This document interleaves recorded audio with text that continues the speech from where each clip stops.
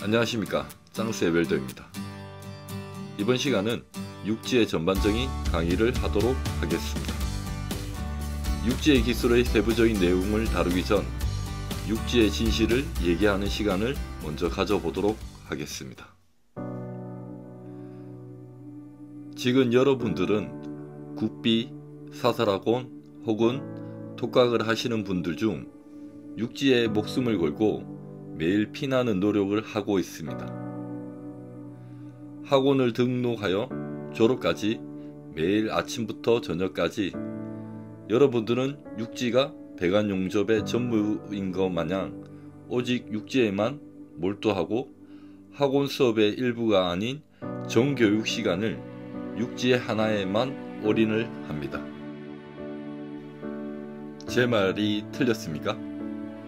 그럼 여러분들은 육지에 몇 개월의 시간을 투자한 결과 이제 용접 인생에서 더 이상 육지 연습은 하지 않으셔도 됩니다. 육지 졸업을 하심을 정말 축하드립니다.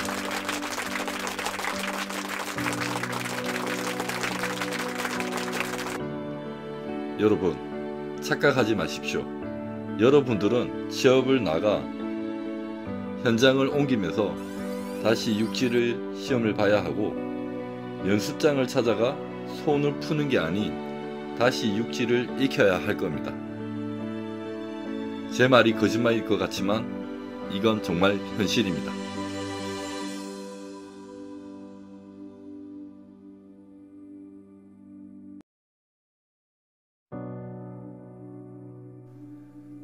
여러분들 중 누구 하나 제대로 된 육지를 완벽히 깨달을 수 있을까요? 저는 거의 없다고 봅니다. 심지어 실제 현직에서 근무하는 용접사 중 육지를 완벽하게 소화해내는 용접사 분들은 그렇게 많지 않습니다.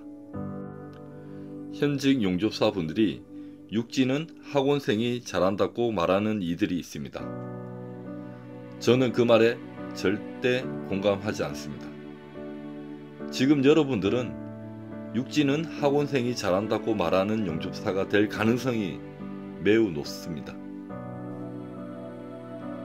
여러분들은 용접면을 착용하는 순간부터 좁은 흙요리 속에서 용접의 이치를 깨달으려 합니다. 용접면을 착용하는 순간 시야각도 좁아지고 생각도 짧아집니다. 용접만 죽으라 연습한다고 용접 실력이 일취월장할까요? 절대 착각하지 마십시오. 연습량이 많으면 실력은 분명히 늘겠지만 어느 정도 한계치에 도달하면 실력은 거꾸로 가게 됩니다. 그게 바로 슬럼프입니다. 슬럼프에 빠지면 모아둔 지식이 없다면 그 슬럼프는 다시 용접을 리셋을 만드는 무서운 결과를 초래하게 됩니다.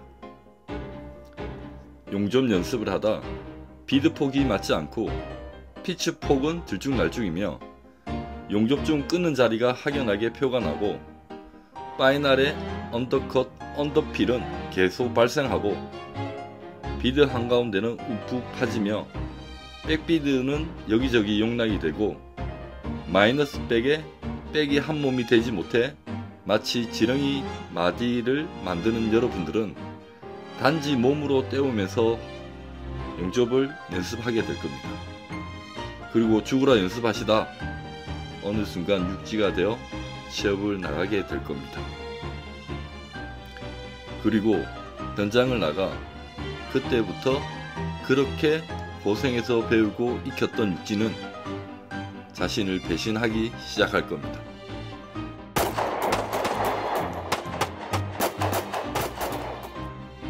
현장에서는 안타깝게도 육지는 존재하지 않습니다. 현장의 모든 포인트들이 이지 아니면 오지이며 그렇게 넓은 학원 부스에서 자유로운 새의 날개짓처럼 팔을 공중에 휘젓던 위빙은 현장 장애물의 구속을 받아 날개 하나 펴지 못하고 장애물 때문에 시선이 가려져 용접이 안됩니다. 천장에서 100mm, 벽에서 50mm, 바닥에서 150mm 띄워진 파이프를 보고도 왼손 하나 그리기 못해 쩔쩔매고 심지어 오른손 하나 그리기로 하진을 내리지 못하여 샘물 하나 다루지 못해 용접 중 터지고 산화되고 메꾸지도 못하여 텅스텐은 수없이 용종지에 붙여 남는 텅스텐이 없을 정도로 한 포인트 붙잡고 수시간을 악쓰다 온몸에 땀이 흘러 주저앉으면 나는 학원에서 배운 게 없다고 말하게 될 겁니다.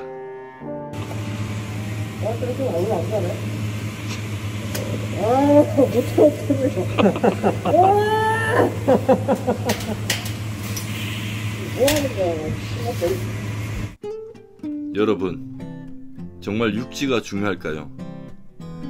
하지만 육지는 반드시 익혀야 입사가 가능합니다. 익히시더라도 완벽에 가깝게 익히셔야 합니다. 용접사로 살아가고자 하신다면 은퇴까지 육지는 용접사의 숙명입니다. 육지를 빨리 익히지 못하면 현장 용접의 의미는 없습니다. 입사가 가능해야 현장 용접이 있기 때문입니다. 육지는 하나의 과목이고 빨리 육지를 졸업하여 현장 용접을 배우시기를 부탁드립니다.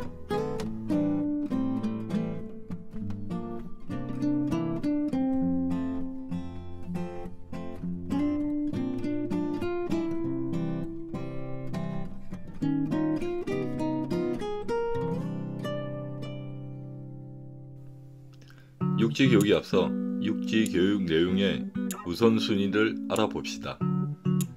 제가 생각하는 육지교육의 순서는 첫 번째, 자세, 두 번째, 초충용접, 세 번째, 속살채움, 네 번째, 파이널층입니다. 일반적인 육지교육에서는 모든 과정이 샘물의 운영법에만 집중이 되어 있습니다. 강의실에서 자세 수정 교육에 대한 이론 교육을 실시하고 실습장에 가면 시범을 보이는 강사의 전체적인 몸동작을 봐야 하나 용접을 시작과 동시에 모든 교육생들은 지금처럼 용접면을 착용하고 그 사람의 샘물 운영을 보기 바쁩니다. 분명 용접 자세에 대한 교육을 실시하였는데 샘물을 본다고 자세가 익혀질까요? 모든 스포츠는 자세가 바르게 잡혀 있어야 합니다. 마이클 조던이 슛 동작이 예술인 것처럼 용접 또한 자세가 마치 물결을 타듯 용접부 방향으로 몸이 자연스럽게 이동해야 하죠. 대부분의 교육생들은 육지 교육을 몇 개월을 받고도 제대로 된 자세를 잡지 못하는 이들이 상당히 많습니다. 경력으로 기술을 어느 정도 커버하겠지만 불편한 자세 때문에 매번 육지 테스트를 힘들어 할 겁니다. 자세가 편해지면 용접에만 집중을 할 수가 있습니다. 하지만 자세가 불편한 사람들은 육지 자세가 힘들기 때문에 가뜩이나 안되는 샘물 운영이 더 어려워지는 거죠. 육지 교육에서 짱새는 자세를 제일 중요시 생각합니다. 현직에 계시는 용접사분들은 상당히 오랜 시간 용접을 하였기 때문에 샘물을 다루는 숙련도가 학원생보다 아주 높습니다. 하지만 현직 용접사라도 바른 자세가 잡히지 않으면 육지가 어려워지는 겁니다. 왜 현직 용접사분들이 육지를 어려워하시고 학원생이 육지를 더 잘한다고 말하는지 아시겠습니까? 여러분들은 졸업을 하고 현장을 가게 된다면 육지 용접은 하지 않기 때문에 육지에 대한 자세 잡기를 전혀 하지 않아서입니다. 그럼 여러분들은 이제 육지를 어떻게 배우시고 익히셔야 할까요?